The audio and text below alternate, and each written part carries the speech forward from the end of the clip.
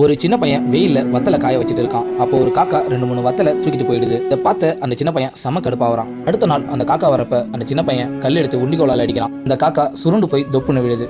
தொல்லை கொடுத்த அந்த காக்காவை அடிச்சதுனால அவன் ரொம்ப சந்தோஷமா இருக்கிறான். அந்த பையன் பண்ணது அவன் வாழ்க்கைக்கு சரின்னு படலாம். ஏன் பார்க்குற நமக்கும் சரின்னு தோணலாம். ஆனா இறந்து போன காக்காவுக்கு ஒரு கதை இருக்கு. அந்த காக்கா திருடிய வத்தலை எடுத்துட்டு போயிட்டு அதோட குஞ்சுகளுக்கு உணவா கொடுக்குது. அப்ப உணவு கொடுக்கும் பொழுது அதுல இருக்கிற ஒரு காக்கை குஞ்சு மட்டும் இறந்து போயிருக்கு. இப்பதான் அந்த தாய் காக்காவுக்கு ஒரு விஷயம் புரியுது. நம்ம எடுத்துட்டு வர உணவு நம்ம குழந்தைகளுக்கு பத்த மாட்டேங்குதுன்னு. அடுத்த நாள் அந்த தாய் காக்கா உணவுக்காக கிளம்பும் பொழுது இந்த தடவையாச்சும் குழந்தைகளுக்கு பத்திர மாதிரி உணவு எடுத்துட்டு வரணும் அப்படின்னு சொல்லிட்டு வேகமா அந்த வத்தலை எடுக்க போகுது. ஒரு கல் வந்து அதோட மார்பிள பட்டு காக்கா சுருண்டு விழுது. இந்த தாய் காக்கா இறந்து போற கடைசி நிமிஷத்துலயும் இனி நம்ம குழந்தைகளுக்கு யார் உணவு கொடுப்பா அப்படின்னு ஏக்கத்தோட அந்த கூட்டையே பார்த்து இறந்து போகுது. இந்த நேரத்துக்கு முன்னாடி அந்த சின்ன பையன் பண்ணது சரின்னு தோணுன நமக்கு இப்ப அந்த காக்கா கதை கேட்ட பிறகு தப்புன்னு தோணும். எப்பவுமே நம்ம வாழ்க்கைக்கு 2 பக்கம் இருக்கும். அந்த 2 பக்கத்தையும் விசாரிச்சுட்டு அதுக்கப்புறம் ஒரு முடிவெடுங்க.